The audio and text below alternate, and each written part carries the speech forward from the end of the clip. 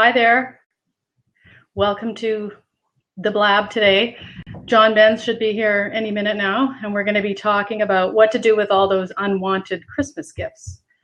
I just want to get that seat open.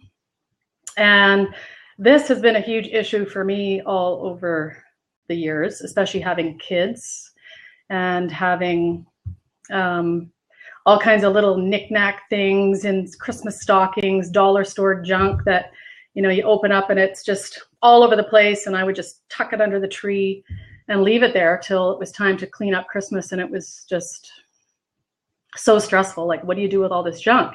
Somebody spent money on it. You know, the kids may or may not play with it. I don't know. So I just wanted to bring it up as a topic because last week when I was talking with John Benz, he asked me, you know, what do you do with Christmas gifts? And I thought, well, isn't this a perfect time of year to talk about, you know, this? We've all got our trees up still, I would imagine. And we probably all got piles of stuff sitting there waiting. So I'm just waiting for John to get on here. Are you there, John?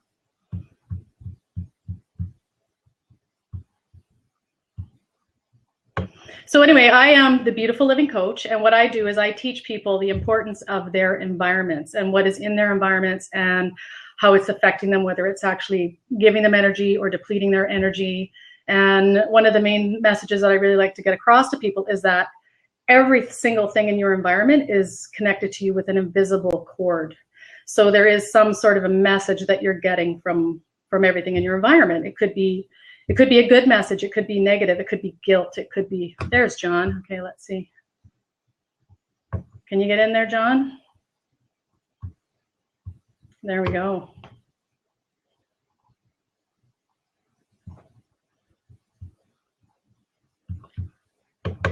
Come on in.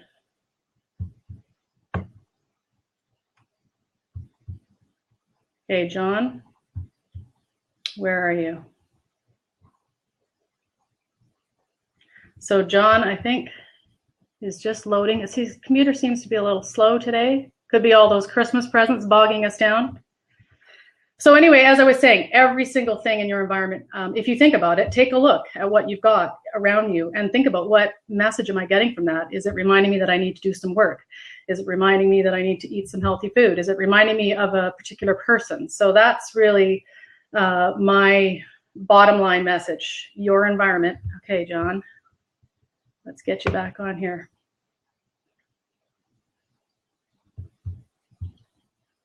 Are you there?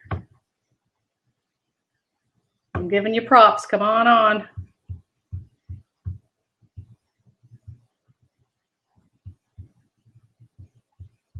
So yeah, so while John's trying to get on here, so I do feng shui. There we go. Oh, there you are.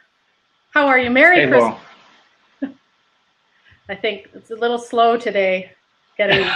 Mine was slow loading. I had to reload it too, so it's I got some kind of message this time, but I made it through, so we're here. Yay. Well, I was just giving a little introduction about myself, how I teach people the importance of their environments and how everything in your environment has an invisible cord connected to you, and it's giving you some sort of a message.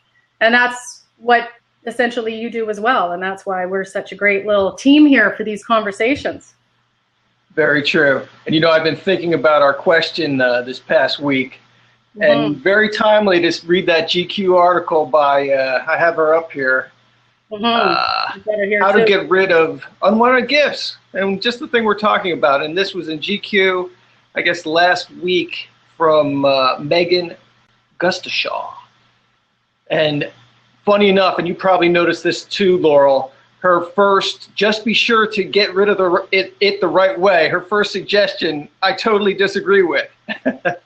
Oh, okay. She says, hide it in the closet somewhere if you can't get rid of it, and also you can't bear to use it.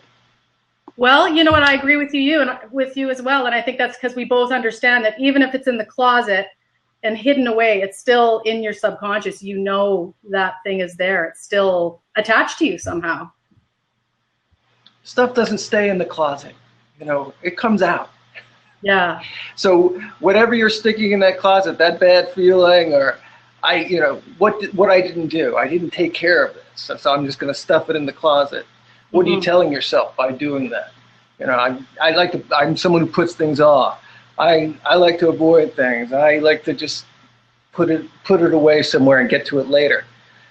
What happens? Do we get to stuff later? No, it just weighs on our mind when we could just be free of it. That's so true. I disagree with her on that point.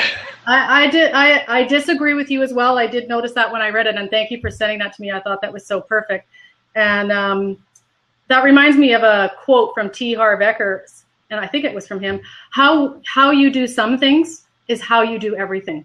So if sometimes you're hiding things away, that's really kind of how you show up everywhere. And so I think it is really important to address every issue, every item. But it's exhausting and tiring, but it's true. You can't just hide things away, because you're probably hiding other parts of your life too, right?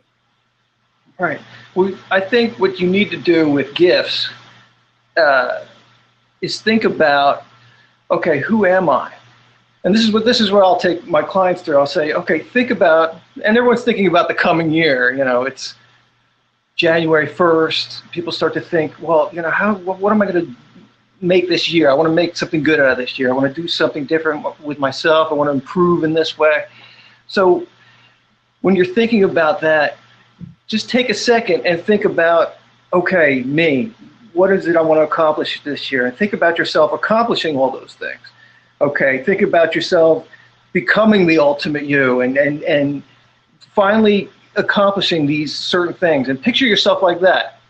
And then once you have that image of yourself in your mind, bring the image of that gift in your mind and see the feeling, feel the feeling you get right then and there. And that'll tell you, is it a negative or is it a positive feeling? Mm-hmm. If that doesn't work and you still need to go further, just ask yourself, is this the kind of thing, this person, this ultimate me who I'm becoming this year, is this the kind of thing they'd have in their home or around them in their possession? Yeah, that's right. And like I was talking about a little bit before too, there's so many different aspects to this gift receiving problem, because like I was mentioning, for me, it was all the stuff that my kids were getting. And, it wasn't so much things, it was also what I was getting too, but the other people in your household. Do you have kids, John? No, I don't. Dogs. So that's the other thing too. When you live in an environment with other people and you're looking at a Christmas tree that's got everybody's junk underneath it and nobody wants to deal with it, and somehow as the mom in the family, you end up being the one that has to deal with it, and maybe putting it into their faces. Okay, do you want this? Is this, does this mean something to you? Should we regift it? That's another side of the coin. That was the part that was really a big drain on me for so many years, was the other people in my household and all their stuff. I don't know if you've encountered that much with people. I could see why, that would be an important thing to teach your children, especially today when stuff seems to pile up so quickly. Mm-hmm. That's a good habit to get into right away. What am I bringing into my environment? Well, let's put it through these 2 or 3 questions. Does this fit who I am? What are the feelings I'm getting from this? Do I have any memories or thoughts attached to this? Mm-hmm. Yeah, starting those good habits from the beginning, really being conscious of what you're choosing to bring into your environment. And it is we don't have things just falling out of our closets because it's so piled up with stuff. Especially with kids, and not just Christmas gifts, but birthday gifts. And I think a lot of people are trending towards donations and different things for children in lieu of gifts, like donations to charities and that sort of thing. But there's still always that gift giving thing. And it's true, like mostly it's kids that have things piling out of their closets of things that they probably will never use, or it's just tokens, so many tokens. But it is a very timely topic. And what I noticed on our radio station here in Nelson, BC, where I live, was that the regional district was actually doing an ad on the radio for regifting, which I thought was amazing. I couldn't believe my ears. Or like for this exact topic. What are you going to do with those Christmas gifts you don't want? Like really promoting recycling and regifting. And I thought, holy cow, this is an amazing little area I live in. And that's a great thing to talk about now. So what do people do? What are the best options? All right, I've determined this doesn't really fit. This doesn't really fit me going forward. I don't want to hurt anyone's feelings, but I do want to remove this from my house and do it in the best way possible. So I don't have any bad feelings about it. I just feel good. So what are some of the options you would suggest, Laurel? Well, one thing that I would really like people to think about when it comes to gift giving time is to set some boundaries or standards with the people in their lives as far as giving gifts, like making alternatives.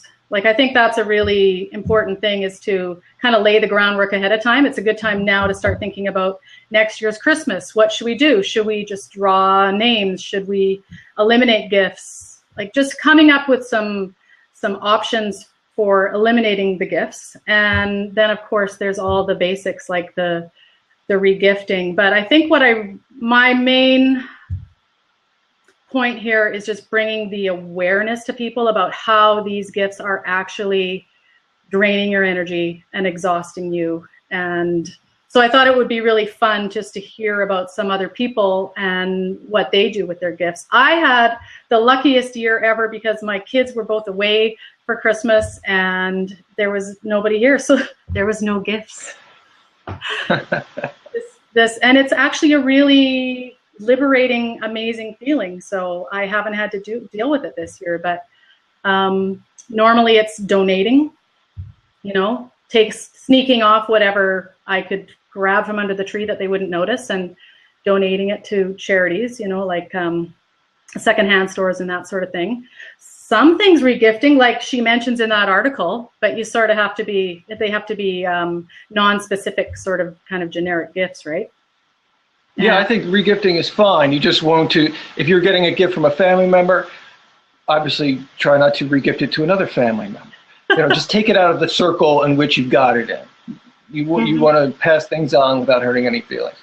And of course, giving away to charities is a great idea, because who's going to complain about that? Your gift wasn't right for me, but I know you're a generous person, and I thought it would be best to give it to this charity.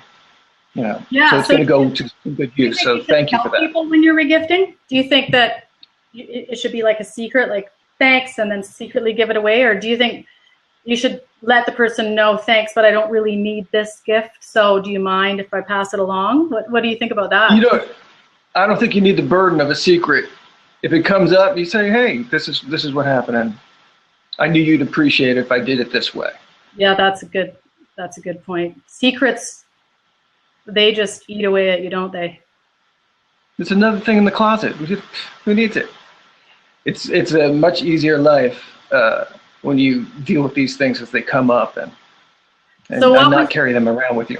What was there something that stands out in your mind as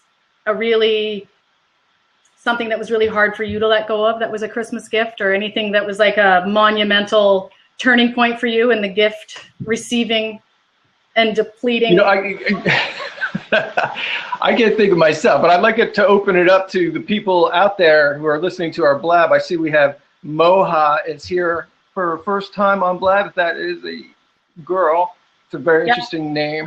I can open some other people. Somebody wants to Steven's here. If you have a question, come on and join. Let's hear what everyone out there has to say. If you have any stories about your gifts, or you have any questions about what to do.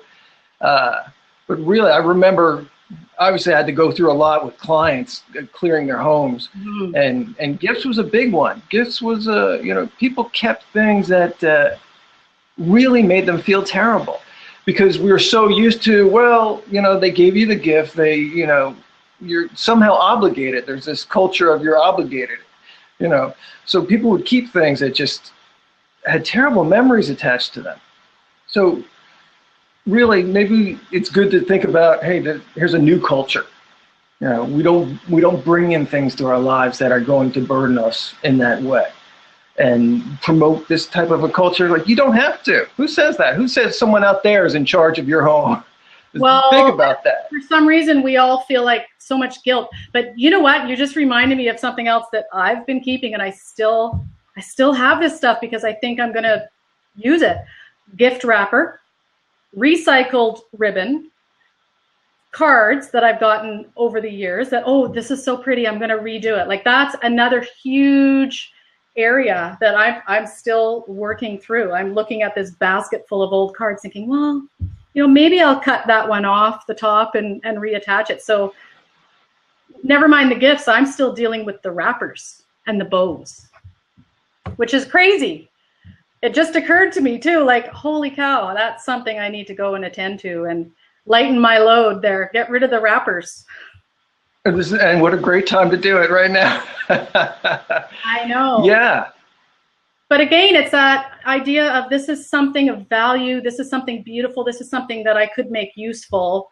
And it's shifting that mindset. Even though it doesn't really have a huge emotional attachment, it does have some sort of a value that, it's that guilt of throwing away those expensive ribbons that somebody bought to put on that gift.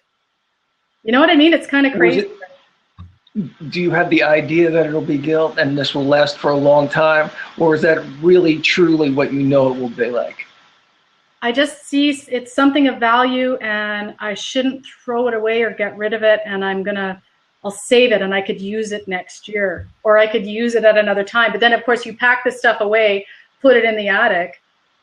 And then in the meantime, another Christmas rolls around. You went and bought new wrapping paper, new ribbons, totally forgetting that you already bought a whole stack of them. Like, I'm sure I'm not the only one that's done that. Like, it's kind of tradition. You save the wrappers or something. And from year to year, we still have some wrapping paper probably from like 10 years ago, little scraps, because it's kind of vintagey looking. And it's like, well, this is, they don't make it like that anymore. But sure. I remember my grandmother slowly unwrapping her Christmas present and taking the tape off and folding it up. And then when she was all done, her pile, we all threw everything away anyways. But she would go through that. Well, that's it. If you grow up with the people that went through the wars and you had to save every little piece of anything, it was going to be useful at some point. And so a lot of us grew up with that. And so it's just, I think younger generations are better at it. My kids, I know for sure, were better at just letting things go. When it came through to getting rid of clothing, for example, just throw it in a bag. They were done with it. And I'd be like, no, this costs money. Maybe we can take it to the consignment store. Maybe we can, but they were pretty ruthless. But some of us just want to hang on to this stuff and try and retain the value or get something out of it or pass it along to just the right person. It takes a lot of thought and it's exhausting. And that's just it right there is is this worth the thought even? My life and my time is precious. Is this ribbon from last year that I saved from last year, is this even worth the thought? Okay, it is. It's great stuff. I love ribbons. I'm going to keep this. Or it really isn't that big of a deal. Let me just let this go. I had a client who had this sweatshirt that he loved, but he had gotten this. It had a bad memory and a bad thought attached to it. Mm-hmm. So he realized that what he was thinking about wasn't really the reality of how it was truly making him feel. Till he asked this question, how's this making me feel? What is the memory attached to this? Mm-hmm. So, and then when he started to go through the process, he's like, well, I like it. I got this good memory attached to it, but I also have this bad memory. And then he thought, is the sweatshirt worth the thought? And he just put it in with his goodwill pile and let it go. You have to decide what's worth my time, what's worth my thoughts. My time is precious, and I love life, so I want to make the most of my moments. And so it doesn't need to be a big thing to have a big thought. And as you were talking just now, I remembered just 2 days ago when I went through this card basket and I found this tiny little card that I had handmade with like embossing. I put sparkles in a hot iron and it made it like a raised design, whatever I did 10 years ago or 15 years ago, even before I had my kids. And just this tiny little card took me right back to the person I was back then and the crafts I used to do. And actually made me feel a little melancholy And but it was just this tiny little thing, but huge memories, like almost like a whole lifetime of memories in one little thing. So that's really the key here too, is that it doesn't have to be something expensive. It doesn't have to be big. It could be anything that can trigger. So true. I want to say hello to Claire, who just joined, and Tyrese Johnson just joined, and Dr. Tony, welcome. And awesome. I'm trying to see if I'm saying your name right. Zakaria. Welcome, Zakaria. I'm trying. Oh, there we Please, go. if anyone has any questions, just go ahead and post. And I'm trying to get, I think this seat is open if anybody wants to come in. I'm clicking on the open seat button because I would love to hear what other people have experienced over the years with their gifts or their wrappers. So everybody, we're talking today about what you got for Christmas, and maybe you didn't get something that fits who you are, or you just don't like it. Maybe you're experiencing some negative emotions about what to do about it. So if you have any questions, just go ahead and write in, and Laurel and I'll keep discussing a pretty interesting topic. Mm-hmm. And while we're in the middle of it, I have your book here. Oh, thank you. That looks great. Because I thought this is a huge part of it, and this is how I learned about you, is from, finding you in your book and reading about this is how you help people to clear their stuff, and it transformed their lives. So it's not just Christmas, everything. True. And thank you for bringing that up, Laurel. It was in the book, there's a couple of experiences I'm thinking about. One in particular is, and you're thinking about, okay, it's a small thing, it's a big thing, it's a cheap thing, and it's an expensive thing. I had a client who got a car. It was inherited, and it was a much nicer car than the car he had, considerably more expensive. But this car really was affecting his life, because every time he got into it, he would start to think about, the memories would start to come up. So here's something that's very expensive, but it's having a huge impact on this person's life. It's a vehicle. It's something he'd use every day. He already had a car, but now he has this much better, nicer car that's making him feel terrible. So once he started to ask the questions about, does this fit? Who I am? Do I really want to think about these things? Do I really want this coming up for me? So what kind of things? There were some things. Feel terrible. Like, was it because of the person that gave it to him, or? Correct. It was from his father, who left it to him in his will, and he was an alcoholic, and he had a terrible upbringing and relationship with him. And I'm sure the father felt guilty about it, and tried to compensate with the will, and which didn't really work out as well for my client. So that's, in a way, will, it's a gift. It's the same type of thing. Okay. Yeah. I just had somebody, Kevin, pop in here. Kevin, where did you go? Come on back. Kevin was coming into the seat. There we go. I'm going to let Kevin in. He's food tech nerd. Here we go. Let's hear what Kevin. And that's what I wanted a Christmas gift, but I didn't get one because it's so much money. You didn't get a Christmas gift? Nope. But I wish. I want to get at least like an FM transmitter for my car, for the phone connected to the car. Also want a MacBook Pro 15-inch, terabyte hard drive, 16 gigs of RAM with all the hustle and bustle for installing software, downloading music, all this craziness in the tech world, and then that's it for me. Did you forget to ask Santa for that? You're looking for the Santa Claus channel. I don't think Santa would bring it though, because that's mostly relied on your parents and your families to actually hand you that present. And I also want a DJ turntable system, like a portable one, like for the iPhone or like for a Mac. Well, there you go. And how would you feel? It's out there in the universe now. I don't think that's gonna happen though. No. I'm gonna keep track of my battery. Yeah. So, how are you, Laura? Where are you from? I'm in Nelson, BC, Canada. And John, where are you? Are you in Oklahoma? I'm in Tulsa, Oklahoma. I remember you saying that last time about Oklahoma. Feng Shui decorating? What is that? Oh, feng shui. That's the ancient art of placement. Oh, because I So- thought it came from the Chinese for a second. It does, yeah. But Hey, how did you find out about us, Kevin? I just looked at the on-air section. Okay, great. It's all about going to different blabs, meeting new people. that's awesome. So, Kevin, have you ever gotten a gift for Christmas that you didn't want? I wish. You It would be nice because I want to get at least 5 $100 gift cards to iTunes. Okay. Yeah, man. I keep looking up to see if I can see you, Kevin. I am just see the top of visually your head. impaired. There And you that's are. the reason why. There's your face. And the reason why I'm on here because I have a disability and I have a visual impairment, but that doesn't stop me of actually coming on here. No. Nope. It No, we're shouldn't. glad to have you, Kevin.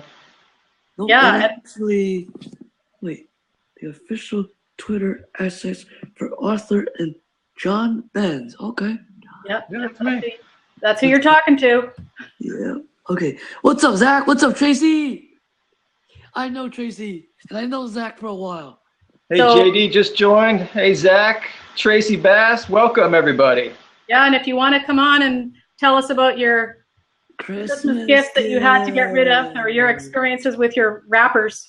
Someone out there must have gotten some kind of gift that blew their mind, and they can't believe that the person who got it for them got What it I for don't them. really want as a Christmas gift is shoes, or anything that has to do with clothing, or You anything don't want that has shoes? to do with video games. I am not in the mood for any video games. I'm more into tech, gift cards, computers, Okay. consumables. So, Kevin, what would you do if you got a pair of shoes? What would you do with them? I would throw them out. I would ask my mom, please get me that converting software for M4P to MP3. I need some software for my computer. Well, I think Kevin has a really good point, and that was sort of what we were saying. If you could be really clear with people about what you really need, and make gifts practical and sensible. And I know shoes are Yeah, maybe a little seriously, too though, because- sensible. Yeah, seriously, though, I want some software to convert because I have a big music collection. They're all M4P protected. So I want to find a software that's suitable for converting all the M4Ps into my MP3 so that way I can back up onto my hard drive and then use it on my DJ system. Well, I really hope Santa's listening. I don't know. I don't think Santa's listening. I don't think he knows anything about those softwares because you have to be a really hardcore tech nerd to actually get used to it, to actually know what I'm saying. That's So a you're- good point, Laurel. You made a second ago. It kind of takes the pressure off someone too. You know, not everyone knows what to get you. You know, and that's No. another interesting thing. Okay, we got to get gifts for other people. Mhm. And look, Oh, Smack. if you're going to Yeah, give it's someone not- it's it's not the furniture or a painting or art or something like that, you have to take into consideration that the person who you're purchasing for, getting that gift for, has their own personal taste. And you have to be sure before you start decorating their homes for them. Isn't that a whole other level of stress too when you're out shopping and people love Christmas, yet they're running around so stressed out trying to find the perfect gift.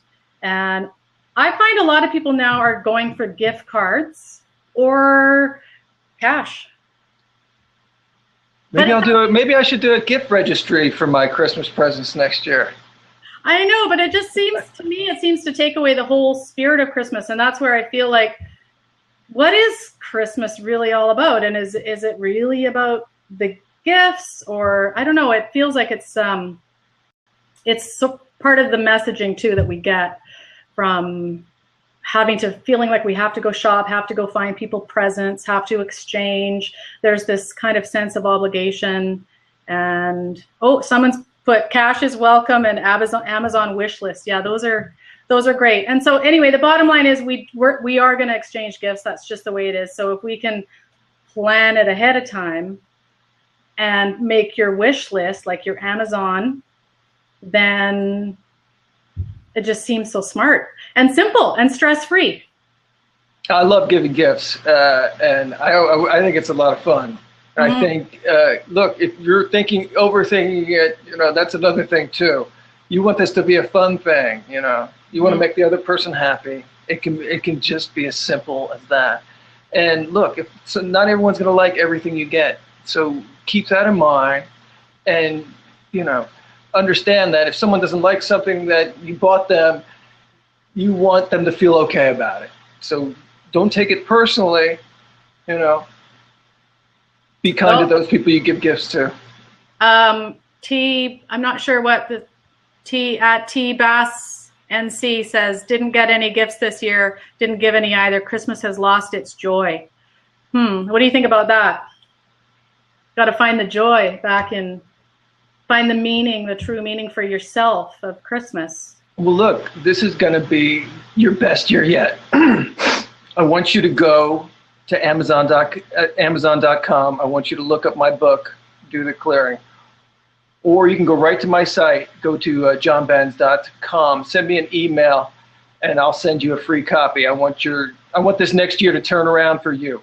And I think once you start reading this book, you're going to start looking at your life differently, and you're going to send me a different message next year. So that's Tracy. Does Tracy want to come on and talk? Yeah, come on and talk if you'd like. I just saw that. Tracy. But please, if you don't come on, please go to my site and just email me at john@johnbenz.com. Yeah, because if people are feeling like Christmas has lost its joy, then it really means digging in deeper to find what would be your joy, and looking in your current environment and looking at what's kind of bringing you down and depleting your joy is really, really important. Look, if it's time for a change, T-Bass, is it Teresa? That's Tracy. Tracy, I'm sorry. Tracy, if you're feeling this way, look, it's definitely time for a change, and that can start with your environment and continue on to some of the thoughts in your mind that just may not belong there. And there's ways to start to feel different, and to start to change the way these thoughts are coming up for you, and creating this outlook on your life. And it really can be done. There are really techniques that can turn this around for you, Tracy. So, Tracy, why don't you hop on and tell us how your joy has been lost at Christmas time, and we could have a little conversation about it. Love to chat to you if you want to hop on. Seats open. Let's see who else we have here. Oh, she's on mobile and not great connection. Yeah, that is tricky when you're, I think that's what happened to Kevin too. He kind of didn't have a great connection. So, well, anyway, I'm glad you're here. And let's see, who else have we got up on there that might want to join in? I would love to hear some more ideas about what people love or don't love about Christmas gift giving, or how to re-gift, or how to deal with all that stuff that's under the tree and where to put it. Listen, you can also, there's no problem with selling your gifts and donating that money to charity. That's another thing you can do. What are some other ideas of some great things? You know what, school, if you have kids, they're always having charity auctions at schools. So call up your kid's school and say, look, are you guys having any auctions this year? Are you guys doing any donation runs for Toys for Tots? Any of the, troop charities? There's a lot of different things for the troops. Just call up your school. Say, I have this painting that, someone gave me. I have this moose head. I have this car. There's tons of different opportunities for you to feel great about something, a gift you don't necessarily like. You can turn that around, put a new ending on it, and turn it into something you feel great about. What makes you feel better than helping someone out who really needs it? It's one of the greatest feelings in the world. So you got a gift that's giving you some bad feelings, turn it around and get some great feelings out of it, and then use those great feelings to put towards some of the things you're doing in your life, and hold on to those things. Once you start do something to feel good, don't be like, oh, I feel good, now let me get on to conquering another problem. No, I'd say take some time with that good feeling. It's like I tell people when I get done working out, I tell myself every time, that was a great job you did in there, John. Yeah, that was really something else. And I do that before I get in my car. I go, you did it. You really didn't want to do that today, but you did it. Good job. I tell myself, good job. And I kind of I'll try to allow that feeling to linger. Not like, oh, I got other problems I got to deal with now. No. When you get that joy, when you get that good feeling, when you do something you didn't want to do, and yes, I did that, hold on to that. Ruminate around in that feeling, because those feelings are gold, and they're going to help you when you're talking to your husband later. They're going to help you when you're dealing with your kids. They're going to help you if something disappointing comes along. View it as, maybe that's not so disappointing. Maybe that's actually an opportunity for me to do this thing, or to do something else, or to go in this direction and make this new contact. So my advice is definitely create a new ending out of this gift. Create some positive feelings out of it, and then use them and put them towards your life. I think that's great. And I think it's really important to remember exactly what you're saying, to celebrate successes, right? Like, even if it's very brief, celebrate. That's one thing I've really been taught more recently. Just to celebrate the successes, acknowledge it, and then move on to the next thing. And the other thing that I was really thinking about too, when we were talking about giving gifts, is when you are giving gifts, to remember to not have any attachment to it, because we're talking about getting rid of things that we feel attachments to other people. So one thing to keep in mind when we're giving is to let go of the attachment that you have to what you're giving to them, right? That brings up something, a good point. I was listening to a radio show, and two people worked on the radio show were having a fight, because the one gentleman had given, his wife had gathered all her old baby clothes because her kids had grown up, and given them to this guy's friend at work. Mm-hmm. And she didn't feel like she was properly thanked for them. She didn't feel like maybe they weren't really using them, and those clothes could go to one of her other friends. She ended up being very attached to these baby clothes. The two guys at work ended up having to fight over it, and he had to give the baby clothes back. So that's a very good point, Laurel. If you're going to give a present, you're giving it to that person, and that's theirs, and they get to do with it what they want to do with it. And you should be comfortable with that, or don't give it. Yeah, and that really is a really important fact. As we're all learning how to let go of what we don't want, we're all going to go forward remembering to remove all attachment to what we give. And because it is so true, so many people have so much expectation. I'm giving you this, therefore I expect a thank you card. I expect you to kiss my feet for the next year. Whatever it is, if it's a car, or, especially something really expensive. Generally, there are strings attached all over gifts like that. So we want to be conscious givers. Always think about who you are. Always think about your environment and your home. Your home is a power source for you. It's not something to accumulate your half-done projects and gifts you don't like and have a display of other people's will over you. This is your domain. This is a power source for you. It truly is. These things are affecting you in your home. So what's the best thing to do? Use that to your advantage. Take that knowledge and have that inspiration around you. Remove what isn't doing that. Make this home a power source for you, and it'll affect you throughout your days.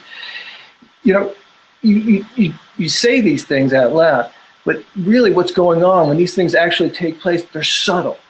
It's a subtle little change in the way you spoke to someone, and that creates a different outcome, and it'll accumulate over time, this energy you're getting from your space around you, and then putting it into your life. So it's not like, hey, I threw away that, ugly portrait that person gave me, and I bought, this thing from my fireplace, and boom, I was elected president of the world. No. Subtle little things are going to start to happen. Little momentum will start to be created. Maybe some little things will go a little bit better. And then it's your responsibility to take that energy and take those feelings and take those little things that go a little bit better and build on them and keep that flow going of those good feelings. It'll happen. Mm-hmm. And, you know, I was just reading Tracy's comment here again and thinking about that a little bit. She didn't give any gifts and she didn't receive any either, and Christmas has lost its joy. And so it just got me thinking a bit about how we want to create relationships. And sometimes you have to make the effort. You know, part of the joy is giving and sharing. And so maybe if it's in a different way, different from gifts, but thinking about how we can create connections with other people and get the meaning of Christmas and not feel like, how does that feel when you didn't get any gifts? Even though we're talking about getting rid of them, well, if you didn't get any, like, how does that make you feel as well? Does that make you feel like no one thought about you? But then again, you didn't think about somebody else either. So it's such a big topic, and it could be so deep, right? Like deep-rooted stuff, like, oh, well, I didn't get any. And I'm saying, oh, yeah, our tree's empty underneath. But it also made it a more quiet Christmas. So it's one of those interesting, do you know what I mean? It's just an interesting scenario where you want to have those feelings. You don't want to feel like you were left out. And then if you stop giving gifts and then you stop receiving, you know, it's like this vicious cycle. Then you start to feel sad. Sad or resentful. Yeah. And think about what's going to give you, what's the powerful feeling there? The powerful feeling is not being mad at other people because I didn't get any presents, or because these circumstances happened and it hurt my life, and now, I'm not getting presents. I don't feel like getting presents. Mm-hmm. These are very powerless thoughts and feelings and a very powerless perspective. And it's going to be hard to turn things around with those thoughts going through your mind and those images going through your mind. So what's the powerful thing? How do you get your power back from that situation? What can I do? That's mm-hmm. where the power is. When it's me, what can I do with me? To get those feelings back, to get, feel good about Christmas. That's exactly what I was thinking. Yeah. If I didn't give a gift, what's the most powerful thing what can I do? I can't change those other people there, but I can give a gift, and I can be the most generous person this year that I've ever been in my life. That's a powerful thing. I'm already feeling energized even saying that. Mm-hmm. So, what's the powerful move here? Is it it's them and it's a terrible, I can't do anything about it, or is it B, what am I going to do? How can I turn this around? Yeah, and I think how can I be generous? It's an opportunity, actually. Like, now that this Christmas is done, it's an opportunity for someone. If it didn't turn out the way you wanted it to, now's the perfect time to start thinking about how you want to have joy in your holiday season next year. And if it's being generous by baking some cookies and making a point of seeing some of your favorite people, or just creating times to visit people. But it's a great opportunity to think about how you want your Christmas joy to happen going forward. And then think about it. Think about when you got a gift mm-hmm. that you liked and how that made you feel. Think about in the past when you gave a really great gift to someone and how that made you feel.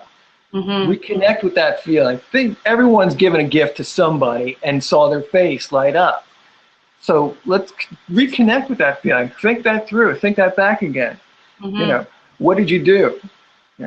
You thought about that other person. You figured out what they love, and you looked around and you found that thing. And oh my God, it made you happy just thinking about buying that thing for them. It made you happy. Look, oh, I found it. They are going to love this. The joy is just, it's a total process of it.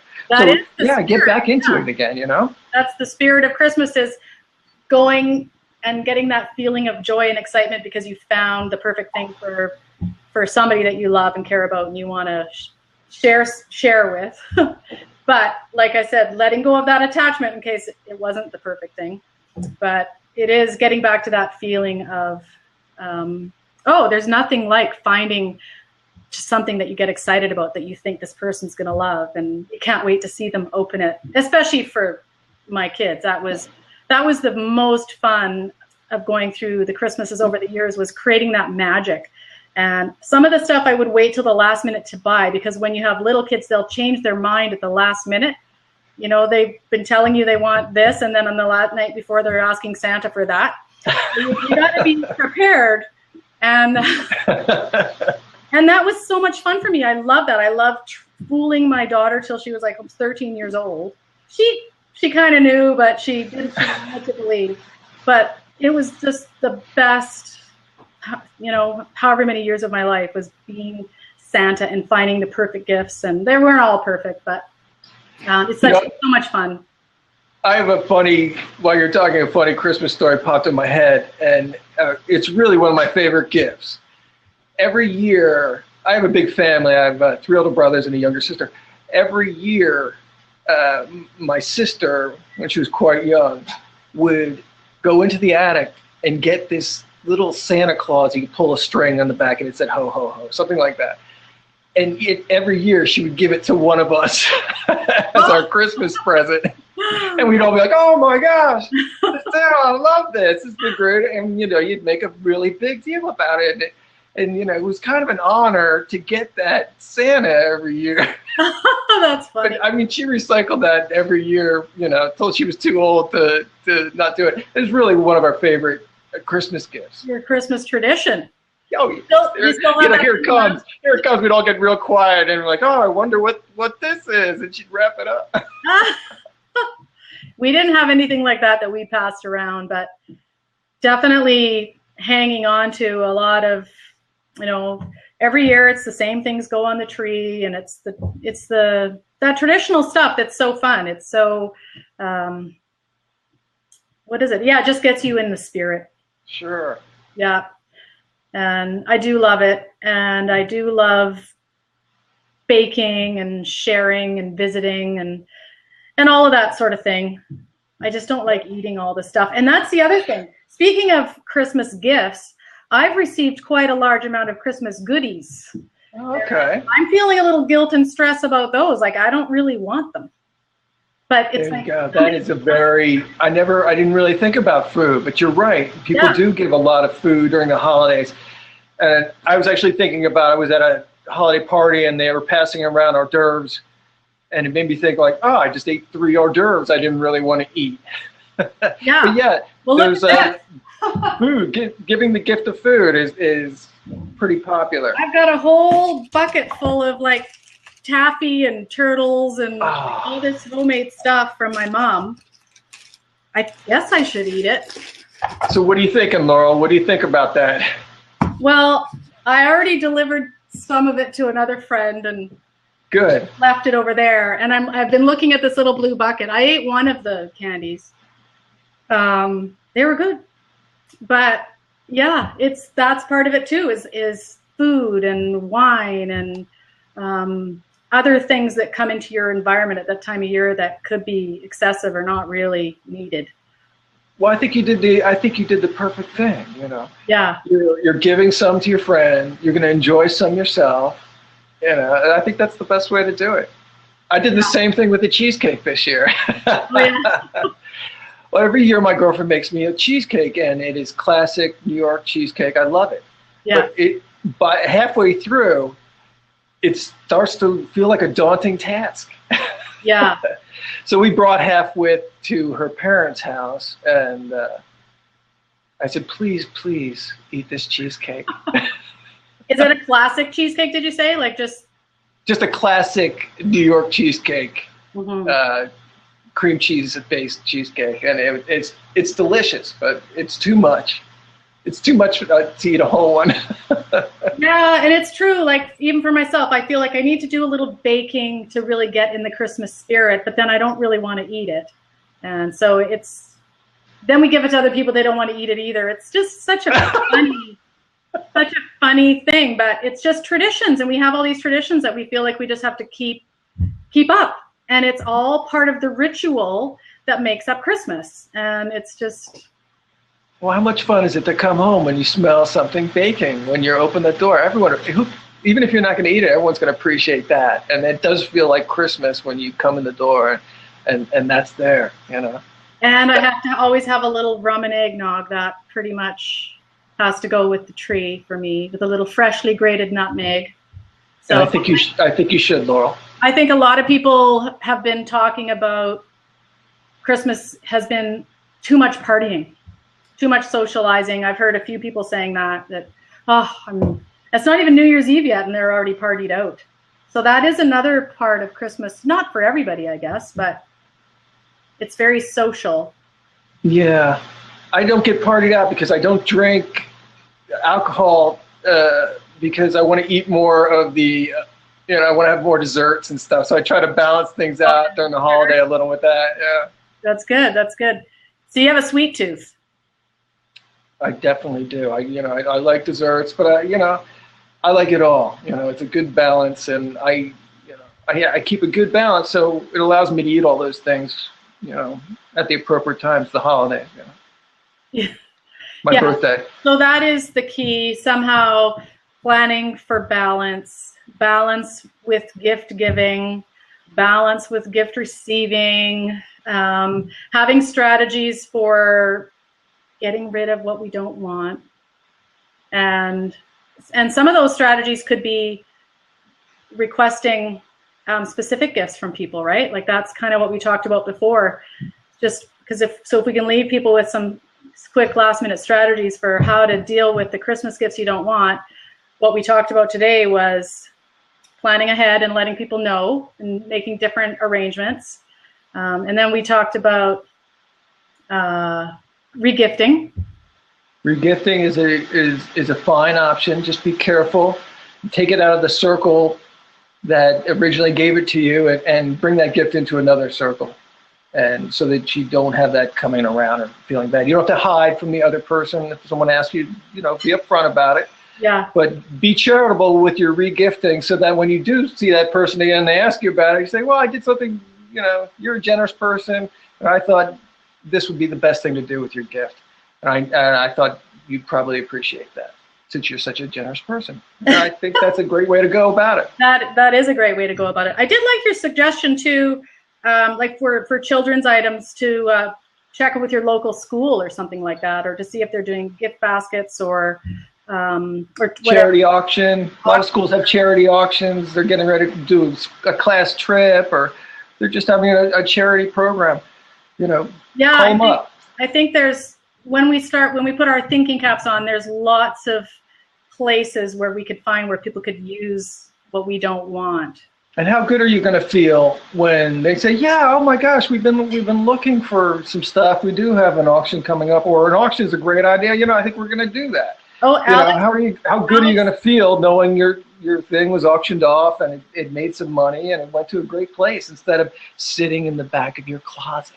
We got a good suggestion here from Alex Daily TV to sell them on eBay. So things, the appropriate things, I guess, for eBay. Absolutely. Why not? Another good option. The only issue with selling on eBay is, look, don't take up too big a portion of your life selling something that you don't really want around. Because as long as it's around, you're thinking about it, it's going to have an effect on you. And sometimes when you sell on eBay, that could bring other frustrations. So just keep that in mind. You don't want these things in your life or lingering, in your closet or out on your table or wherever it is. You don't want that having an influence on you. So I think selling on eBay is fine, but do what you can to make it a quick, timely sell. Don't spend 6-7 months trying to sell something and staring at it and having this come up in your thoughts again and over again. Oh, I'm so glad that you said that, because that was exactly my issue for years. I had all this stuff in the basement that I was going to sell. And like I said, my kids would have these clothes and they're good. They've barely been worn. I'm going to take them to a consignment store, but they're sitting there for years. I would never get around to it. And so these things are looming over you. So for some people, hopping on eBay, putting something on there is easy. For some people, it's something that another delay. That now I have to learn how to do eBay. I know a lot of people don't feel comfortable even on computers. And never so take a look at yourself. Be honest with yourself. Am I the kind of person who could do this quickly and timely, get it up and sold within a week or two? Okay, maybe it's going to take me a little while. I got to take a picture. I got to do this and that. No, it's not worth it. I'm going to go down to the Salvation Army and donate it to them. They do a good job with the money that comes in. So, find out what works. Be honest with yourself. And here's another point. Take it easy on yourself. Be forgiving of yourself and other people during the holidays. It's stressful for everyone. So you get the wrong gift or someone gives you something or something, you don't have to get too serious about it. Just smile, laugh, and then follow one of these suggestions Laurel's made or that I've made during the Blab. Follow through with it, but take it easy on yourself. It's okay. It's all right. And what do you think about buying yourself presents? Do you ever? I think it's great. Yeah. I like to do that. Then you know exactly what you want. I think it's a great idea. Look, treat yourself right, and buy yourself gifts that are going to increase those good feelings, and then that are going to last, and that you can look at this new possession of yours, and it inspires you, or just makes you feel good because it's something well made or something that improves your life. I think that's great. I think possessions are wonderful. We just have to be careful about which ones we choose and how they're influencing our lives.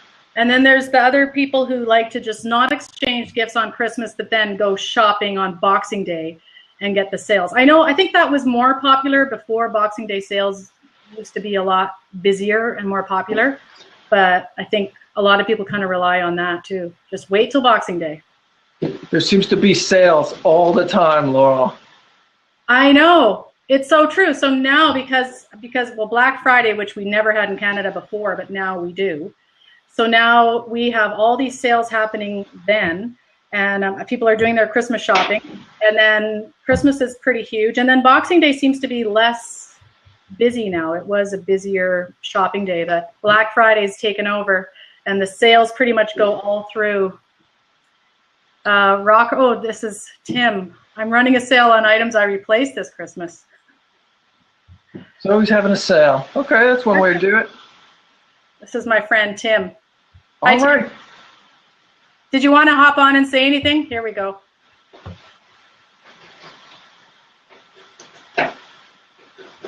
You should come on here pretty quick. But I'm on my laptop, so because I'm fixing. Tim's coming in. So. Oh, there's your tree too. See that? There's my pretty tree. No. Tim, this is Hey, John. Tim, that looks great. Hey, John. So we've been coming up with lots of ideas of how to get rid of Christmas gifts that we didn't want. But you said you're running a sale. Yeah, actually, I'm selling my wife's old stove. You want it? I got a glass top. I got a glass cooktop stove with good oven and good shape that you can spend $600 in the store for it, or buy it from me for $300. It's like a year old. I bought a new one. Oh, did she get a stove for Christmas? Yeah, I bought her a double oven inductive cook stove. Okay. Now, Tim, have you given yourself a period of time in which to sell this, or first you just person let to come in with the money buys it? If I list it on Craigslist this week, it'll be sold in a week by the weekend. It's because I'm going to offer it. I'm offering it at like half price, a year old. And that's a great way to do it. Everybody out there, don't nickel and dime everybody. Yeah, with something you don't really want in your house anymore. So I have to get rid of it fast. It's in my garage, taking up motorcycle space. That's right. But that was a practical gift that you got your wife, though. I'm sure she loves her new stove. Yeah, she wanted one, and I just happened to find one that they were selling out of in the store, and I bought one. So. I know some people don't like to get appliances for Christmas. They don't find it to be very romantic, but I quite frankly love appliances for Christmas because they're so wonderful. Like when you like to cook, having good appliances is dreamy. Good knives, good pots, all of that stuff is so, I agree completely. Now, Tim, did you get any presents this year? The only present she got, I got a bunch of candy in my stocking that I don't eat. I tried to give it to my kids and they wouldn't take it. Oh wow, the kids wouldn't take the candy? No, they're on a health kick too. So yeah, I have to come up with some different treats for next year. Some, I don't know. Now, Tim, can you remember a time in your life where you gave somebody a gift, you thought it was the greatest gift ever, and when you gave it to them, they didn't really have the best reaction or the reaction being you thought recorded? they'd have? Yes. Is this G-rated? It's okay. You can. No, say we have no ratings. So speak freely. Okay, yeah. Yeah, that girlfriend that I gave her, me with a bow on my head naked didn't work out too well for my. Oh, well, I'm surprised you didn't come on here drop like that. Not what you expected, right? Yeah, I didn't get the reaction I expected. Oh well. Yeah, I've never tried that as a Christmas gift. But I have lots of bows in my storage that I can use. That was the other thing I was saying earlier. I've been hoarding wrapping paper and bows over the years, and cards, like cards that have already been written on. So No, I can don't hoard anything anymore. Laura, you got in our mastermind kind of after I started doing this. Was about a year and a half ago. My father-in-law, it was March 2014. My father-in-law passed away, and we had a 5-bedroom, 4-bath, 2-story, dual deck off of a lake house. Oh, wow. My father-in-law passed away. I said, why are we going to pay for a 3,300 square foot house that we don't use? Mostly our kids are there, and they're not paying to live there. I'm like, that's it. We're downsizing. We got rid of everything, including the furniture we had in there, and we decided to buy new furniture. Actually, I left all my Christmas decorations there, too. And over the past 2 Christmases, I had to buy all new decorations. I saw you started to smile when you were saying how you got rid of everything and everything go. Yeah, I saw your face change. It was a good feeling. But I mean, in the past year and a half of living in this condo, I've acquired more, and I almost before Christmas had considered buying a 2-bedroom condo, and I kind of like my simplified life, so I'm going to keep with a 1-bedroom condo, and I think I'm going to rent office space. The more space you have, the more you'll fill it. Well, I want a 2-bedroom because I office out of the living room of my house. So I wanted, because I can separate and have a separate office. But I have a goal this in 2016. I want to buy a toy hauler motorhome that I can haul my motorcycles in, and I can office out of anywhere in the country. Yeah, that's a great idea. It is nice to be able to separate your relaxing living environment from your business environment, your office environment, like to be able to turn it off, because you probably just feel like you're working all the time, on all the time. And you are, like, you're very active. Yeah. You're very. But I've been doing it this way for 6 years. Mm. Before this, I officed in my 5-bedroom house. I officed out of my bedroom. Wow, that's a big transition, and letting go of all of that stuff must have been like life-changing. Oh, it was. It was huge because I was actually on Craig Duswalt's radio show as the house was emptying out, and if you go listen to the recording of me being on Craig's show, there's an echo from me being on there because I was in an empty room in my house with no soundproofing. Wow. Yeah. So just so you know, John, Tim and I are both in a mastermind, Craig Duswalt's mastermind, and his business is become a rock star in your field. Yeah, Craig used to work for Guns N' Roses, and he helps you stand out as a rock star in your industry. And I do the rock and roll business success, where I'm about using music, motorcycles, and mentorship to stand out as a leader in your business. Great. So, and I'm a rock star. I work mainly with blogging, so that's why I have a big thing on here on Blab. You can say I got quite a following. Yeah, you need to I'm going to follow you on Twitter. I see your handle there. Yeah. Twitter, Blab, all that stuff is, yeah. So check out Craig too. Is Craig on Blab? Craig actually was on Blab once. He was on my Blab show, my first one. And I haven't seen him on since. Okay. Well, he's pretty busy, but you need to check him out, John. He's pretty awesome. I love being in his mastermind group, and I've met so many awesome people, and just kind of it's taken me to the next level. And especially when you live in a small town, to be able to go out of your environment and into different environment, different perspective, different people, different ideas. It's so mind expanding and so amazing. And so that's just as big a part of having a supportive environment, is getting out of the one you live in and going and seeing what else is going on in the world. And so I appreciate that, Tim, and the mastermind. Great. Well, and it's nice to be able to talk to my Canadian friends this way too. So that's right. Laura, you live in Canada, don't you? I do. I'm in a little town in British Columbia. It's just 3 hours north of Spokane, Washington, so very close to the border. So when I fly to LA, I drive to Spokane and fly out of there. It's pretty close. But is that where you are, Tim, in LA? No, I'm in Dallas, Texas. Okay. So there's a lot of people who wonder if I'm in LA or not.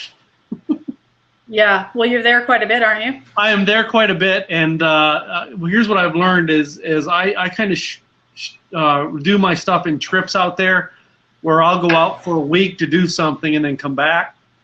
If I'm going out just to meet somebody for the day, I will grab an early flight out. I can be out of here as early as 6 a.m., be there by 8 something, and I can grab the late night flight at 6 p.m., be back home here by midnight.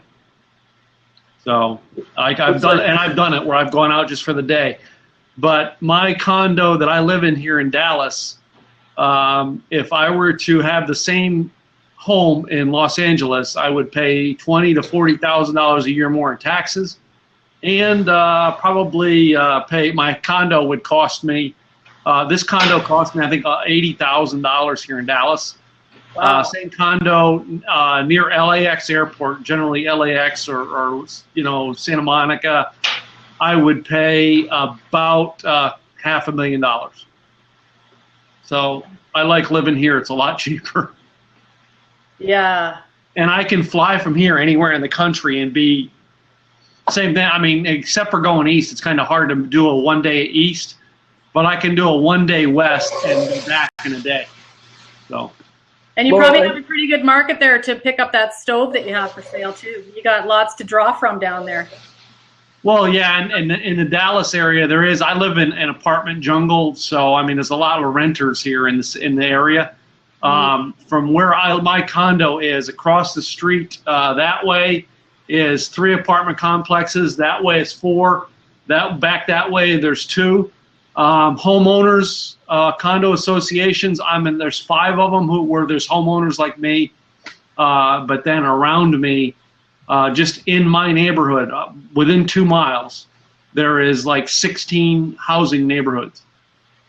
So, wow. Yeah, well, Tim, I'm gonna have to jump off because I have another thing going on coming up. Well, but it was great to talk to you all, Tim. It was great to meet you. Good to connect with you, John. I will follow you. And Tim, did you hear the announcement? Guns N' Roses is touring again. I knew that long before you did. I had a feeling you did. But Craig's been telling us about it for a year. It was going to happen. Oh yeah. Mm-hmm. Laura, I think we covered some good stuff today, and I hope everybody out there listen. Oh, Kira just came on. Kira Moore, sorry we missed you earlier, but come tune in next time. Follow us all. You can see our Twitter handles up there. Follow us all. We'll probably do another one of these soon. Absolutely. But, I think we covered some great stuff. Yes, thank you so much. It's been awesome. Thank you very much. And everybody check out Laurel's site. You can check me out at johnbenz.com and follow me at johnbenznow. And awesome. We'll see you guys next time. Okay, we'll see you soon. Bye-bye, guys. Bye. Hey there. Hey. So Guns N' Roses are going to be touring again. Is that a fact? They're going to be singing at Coachella, possible 25 city tour. Oh wow. So, wow. But Craig has been saying he knows that they were trying to get back together for one show, and that was Coachella in 2016. Okay, yeah, I think I did remember him kind of hinting at something like that, or maybe you guys having your banter back and forth like you do. He had talked about it at last boot camp where he kind of knew it was in the happenings. Yeah. And he's been playing it could happen for like 3 years now. So, but he won't have anything to do with it. I don't think he might have had something to do with it. He's still friends with Axl. Okay. He's still friends with Axl. He doesn't talk to Slash or Duff as much as he used to, but he's still friends with Axl. Okay, well, that'd be fun. You got to realize for Axl, though, if you listen to some of Craig's stories and he was one of Axl's best assistants. Craig's a very organized guy. Mm-hmm. So, I mean, and that's what Axl needed. You know what I mean? As well as they were friends. I mean, they were friends when he worked for him. Good friends. So. And how long he was his assistant for? Was it 7 years or not that long? I don't know if it was that long. I want to say it was the Use Your Illusion tour, which would have been the early 90s. So, but anyway, hey Chris, welcome to the room. Oh yeah, Chris has just joined in.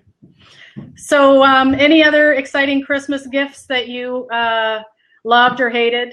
Did anybody ever give you the gift of themselves just wrapped in a bow, or were you the only one that did that one?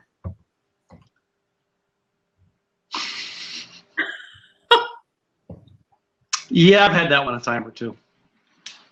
I don't know if it was Christmas though. Well, I think that's a practical gift. Worked for me. When I was in my 20s, I didn't get it enough, so. Yeah, well, I think that's. Yeah. I know in the 20s, guys want that as a gift more. I know you girls, when you get in your 40s and 50s, you want that as a gift more. I figured out how God set this thing up.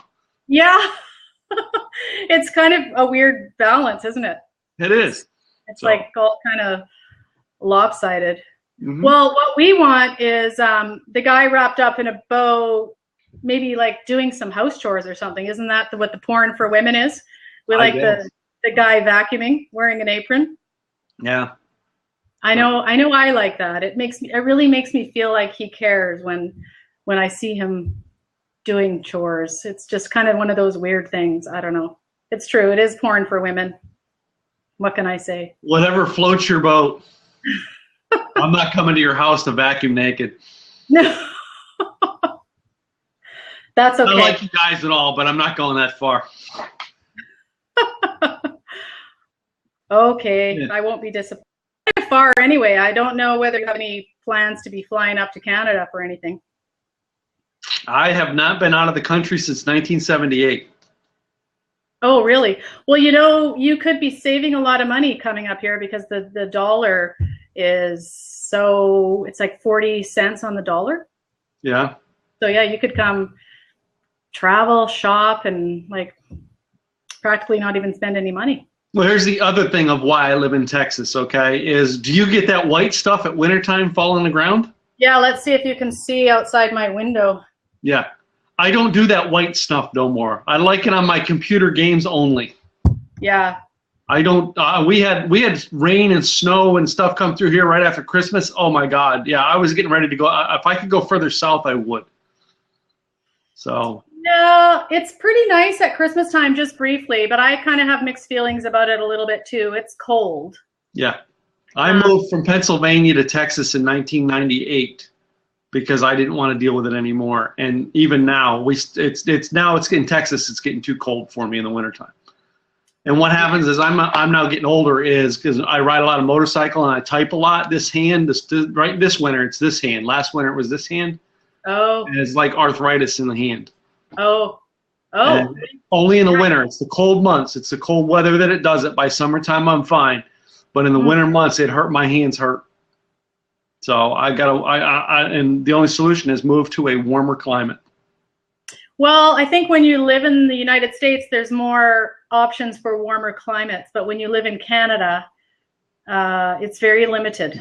Yeah. There is really no warm climate for me here in Canada. That's why I don't want to go to Canada.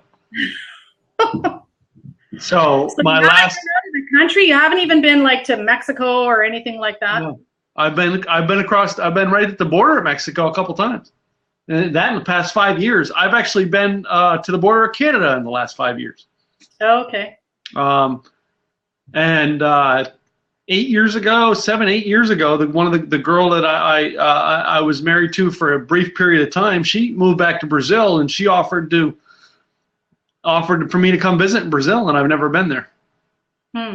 Well, Brazil would be amazing. I mean, it's just so different and so populated. I know. It's funny because after we broke up, I mean, we're still friends and all, but I don't see her as much because they moved back to Brazil. She offered to have me come to Brazil to get another Brazilian wife, and I'm like, nah. Some Brazilian women are pretty good-looking women, so just saying. Yeah. Well, actually, speaking of Brazil, where I live here in Nelson, there are a group of people that come from Sao Paulo. They bring these kids. There's usually a couple dozen of them. They're about 11 years old, and they come in the winter, and it's actually their summer, like their break for school. They come here to Nelson, and they spend 1 month, and they get to see snow and go skiing. And of course, they all like to go shopping and buy their electronics and that sort of thing. But I've actually had Brazilian exchange students staying in my house for a month. And so that's been pretty cool to see these kids and take them out and have them experience even freedom and living in a small town, because this is like 10,000 people in this little town. So for them to feel the freedom to just walk down the street and go downtown, hang out with their buddies was pretty cool. Nice to facilitate that. But that's a long trip from Brazil to Nelson, British Columbia. That's a long way to go. I know. I mean, the longest flight that I've been on was last September, a year and a half ago now, because it was September, I think, 14. I had to take a flight from LAX to Philadelphia. And that's the longest flight that I was on in a long time. So, and how long was that? Like 4 hours or something? It was like almost 4 hours. Yeah. Which was a lot faster, because I remember from when I lived in Philadelphia, flying to Vegas was 4 hours. So I'm like, now I fly from here to my house here to LA. I'm there in like 2 hours. So you've never been to Asia or anything like that? You've never had one of those 13-hour flights? Nope. Yeah, my wife did it last year. My wife and her dad actually flew to Belgium last year, and I didn't go. I stayed here. I have a brother who lives in Singapore. My mom is moving to, or she's going for a year in, is it Taiwan or something like that? She's going there for a year. I've got friends in Australia, Ireland, all kinds of weird places, and I just have never been there. Well, I actually lived in Malaysia for a year, and so I did several trips back and forth from Vancouver to Hong Kong to Malaysia, and with little kids and sitting on these planes. So when you're flying on the flights that you've been on, you don't get those giant planes where you've got like 4 seats on the outside edges and like 6 seats in the middle. And they always have the mom with the 2 little kids somewhere in the middle. So you have to disturb everybody when you're getting out of your seats. And of course, the kids want to go to the bathroom every 10 minutes. So having a 13-hour flight it's hard, unless you can go in first class. But what's it cost? See, I'd rather do first class. What's it cost to do first class?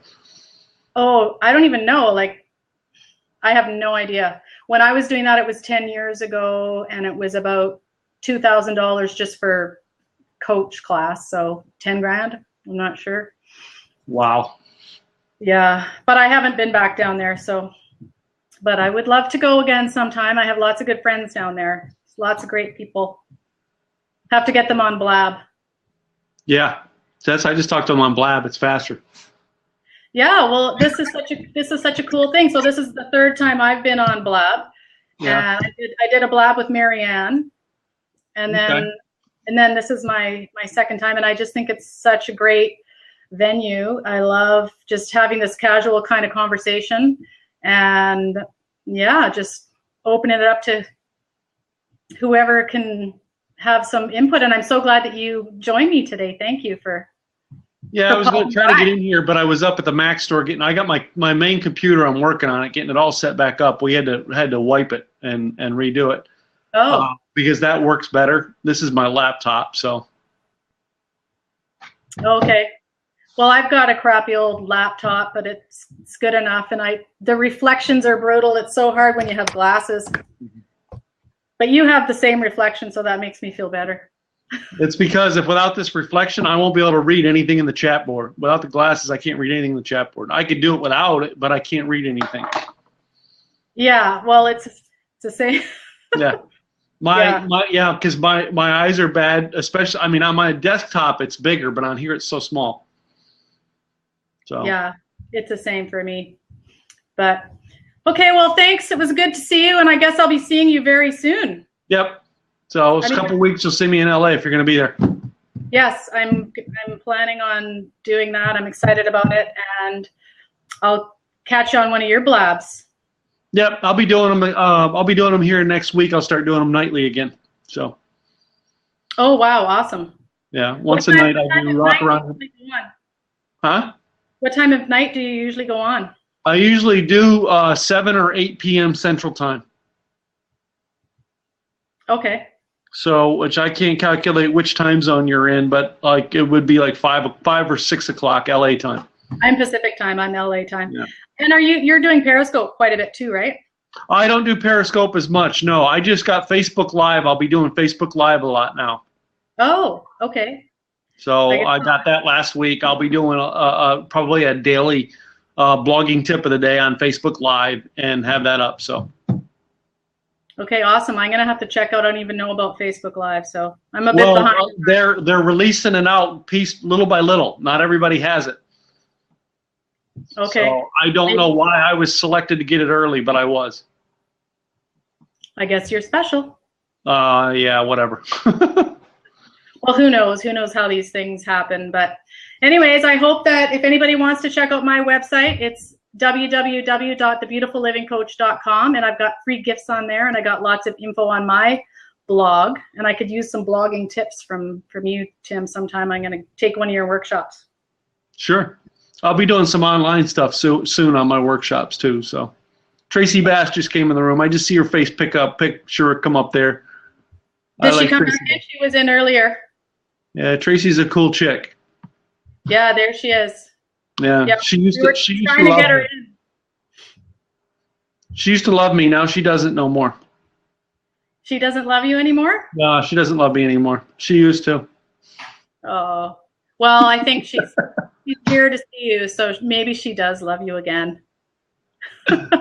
No, Tracy, because I took Christmas off. No. Did you? Good for you. So you took a few days off? Yes, I did. I went I like to spend time with my wife at Christmas time where we just sit and relax at night. When she doesn't work, I don't work. So if she's taking days off from work, I will take days off from what I do, unless I already have a booked speaking engagement or something. So, but That's perfect. Yeah, I don't. If she's at home, I don't get on the computer and again, my office, I have a living room. I don't tie up the living room when she's home, just to be able to hang out. Unless I have something already scheduled or conferences scheduled, I don't. So. Awesome. I'm sure she really appreciates that, and that's such a great thing for your relationship too, that you make that time for each other. Yeah. You're not working when she's there, and she's awesome. So yeah, she's an awesome lady. So we've done a lot of fun things this holiday season. So and then like tomorrow night we're going to a wine bar for our New Year's Eve dinner. One of these places you actually have to schedule to get a seat. Wow. Wine bar here in Dallas.